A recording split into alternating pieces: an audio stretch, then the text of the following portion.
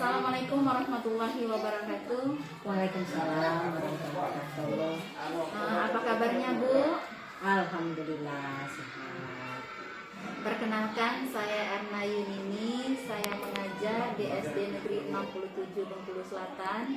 Di sini saya sebagai mahasiswa PPG tahun 2022 ingin mewawancarai Ibu dalam rangka untuk mengeksplor penyebab masalah yang saya angkat pada LK kemarin. Tapi sebelumnya silakan Ibu memperkenalkan diri terlebih dahulu.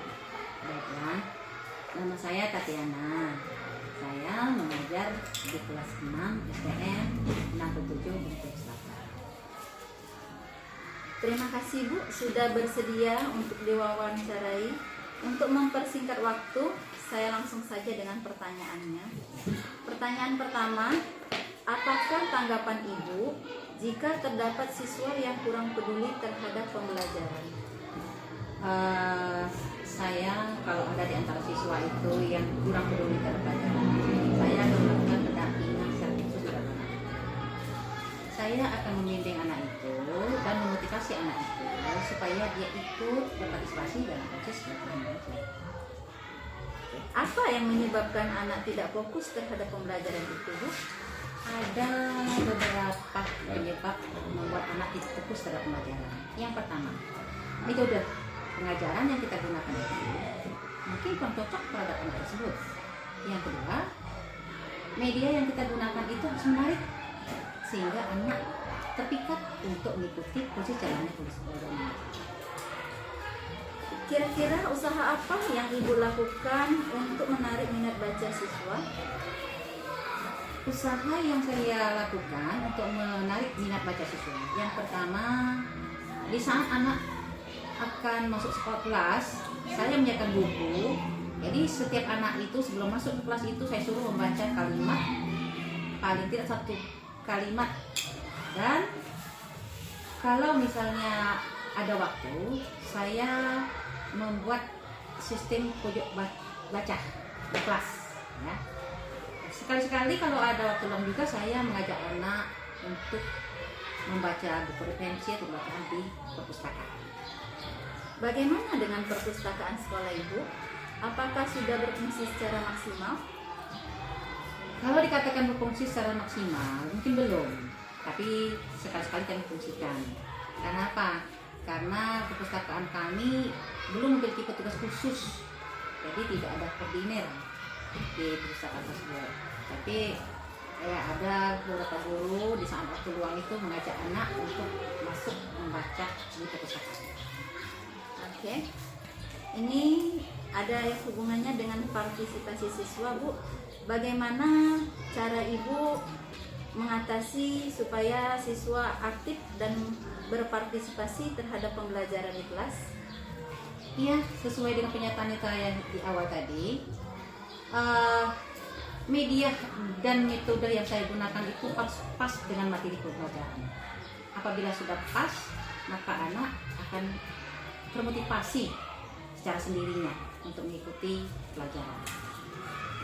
Kira-kira metode apa yang Ibu gunakan dalam memahami konsep matematika tentang pecahan? Oh iya, kalau pembelajaran matematika tentang pecahan biasanya saya menggunakan metode demonstrasi. Jadi anak itu memperagakan langsung tentang pecahan itu. Misalnya saya menggunakan buah itu saya bagi-bagi, ya sehingga menjadi satu pecahan. Itu cara saya untuk mengambil materi pecahan. Kalau ini berkenaan dengan materi diskusi ya Bu, bagaimana cara Ibu mengatasi apabila ada siswa yang kurang aktif dalam berdiskusi? Sebelum diadakan diskusi, saya sudah menunjuk pemimpin diskusi.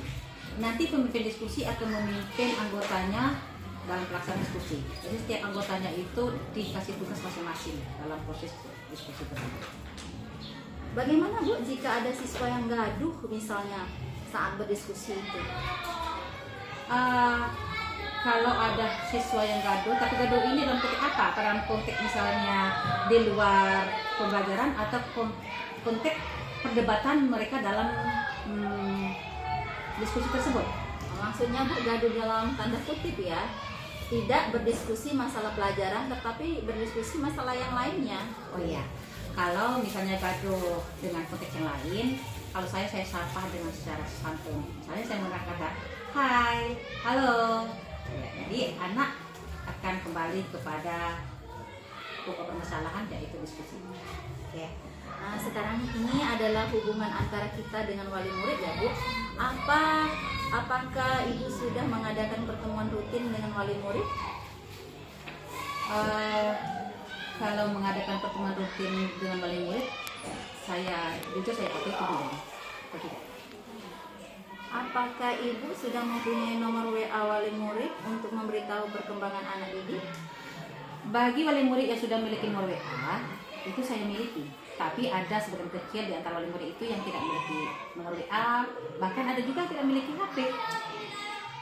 Nah, apa yang menyebabkan komunikasi antara ibu dan wali murid kurang terjalin?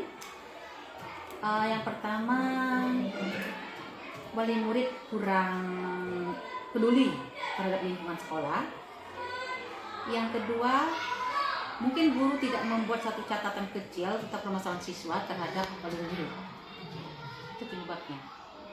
Dan yang tadi yang saya sudah katakan tadi, ada di antara wali murid itu yang tidak memiliki nomor WA atau HP. Jadi kita agak sulit untuk mengadakan komunikasi dengan wali murid.